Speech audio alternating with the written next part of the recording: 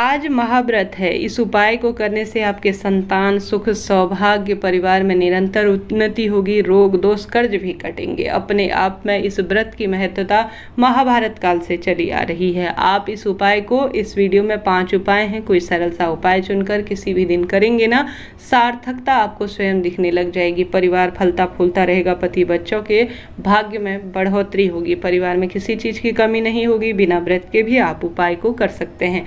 4 सरल उपाय हैं, दीपक का उपाय भी इसमें है और अन्य भी गुरुजी द्वारा बताए गए उपाय बतलाए गए हैं।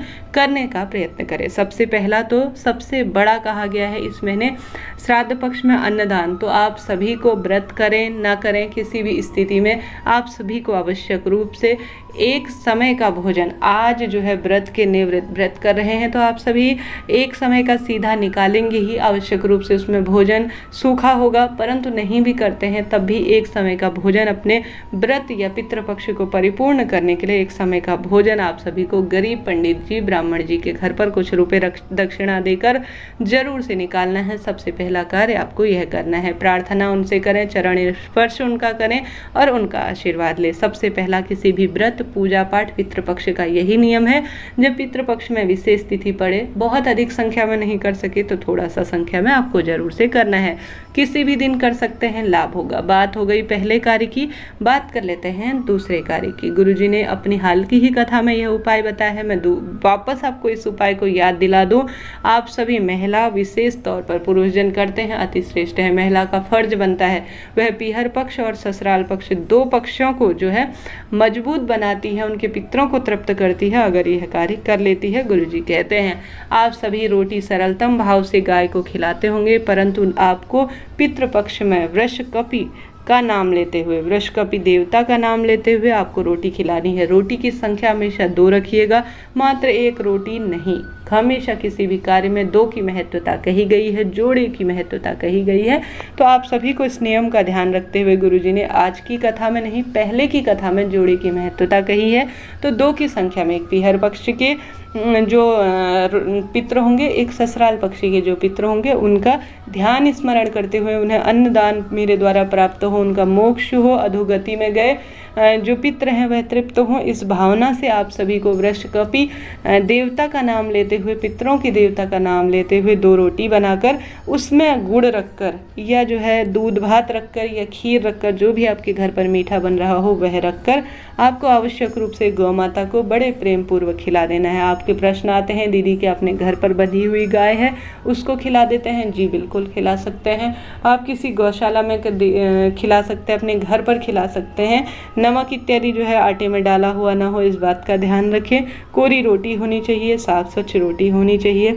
गुरु ग्रह भी इससे मजबूत होता है, पितृ तृप्त होते हैं। वृषकपि देवता का नाम जो है पितरों की तृप्ति में सहायक माना जाता है। दूसरा कार्य आपको पितृपक्ष और इस विशेष महाव्रत के दिन जरूर से करना है। बात हो गई 2 उपाय की, बात कर लेते हैं तीसरे उपाय की। गुरुजी कहते हैं आप सभी को आवश्यक रूप से, विशेष रूप से जब आपके पितृ अतृप्त हो, रोग दोष कर्ज बढ़ रहा हो, परिवार में परेशानी बढ़ रही हो, तो अपने घर के मटके के पास एक लंबी बत्ती का दीपक लगाना है। ठीक है, लंबी बत्ती का दीपक लगाना है। यह उपाय आप अपने बच्चे की प्रतियोगी परीक्षा, अपने पति के लिए उनके उन्नत भाग्य, रोग दोष कष्ट मिटे और जीवन में वह उन्नति करे, इस भावना से करना है।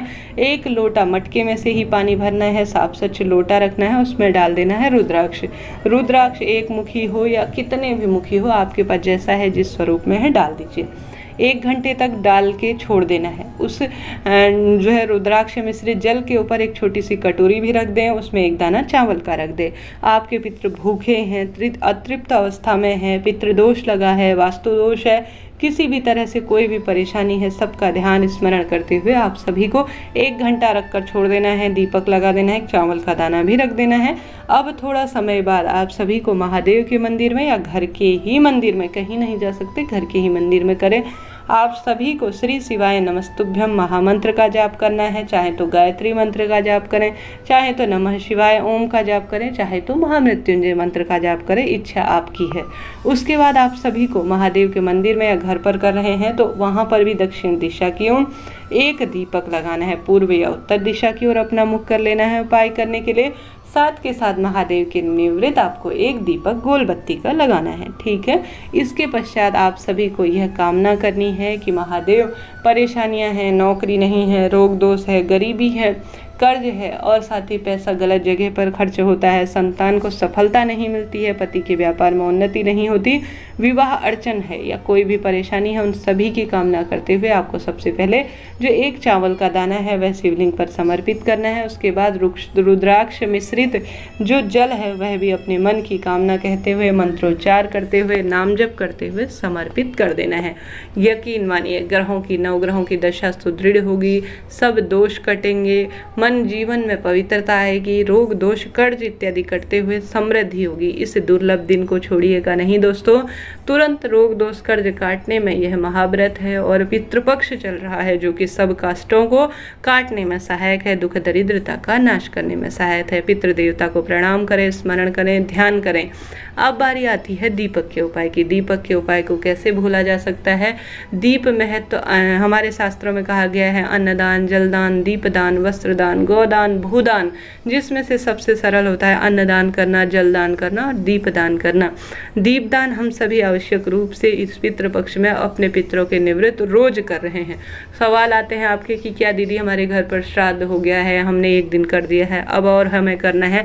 ऐसा नहीं है जी, रोज करें। 7 पुस्तक कही गई हैं पीहर पक्ष और ससुराल पक्षी की, उन पितरों की किसी न किसी दिन कोई ना कोई तिथि होती है। तो दीप लगाने में कोई समय लगना है ना धन खर्च होना है, तो दीपक आप सभी को जरूर से लगाना है। जब जब आपको याद आए, जिस दिन आप भूल चूक हो गई है कोई दिक्कत की बात नहीं है, जब भी आपको याद आए आपको जरूर से एक दीपक लंबी बत्ती का ओम सर्व पितृ देवाय नमः कहते हुए दक्षिण दिशा की ओर या तो तिल्ली का तेल का प्रयोग करें या घी का प्रयोग, आपकी इच्छा है।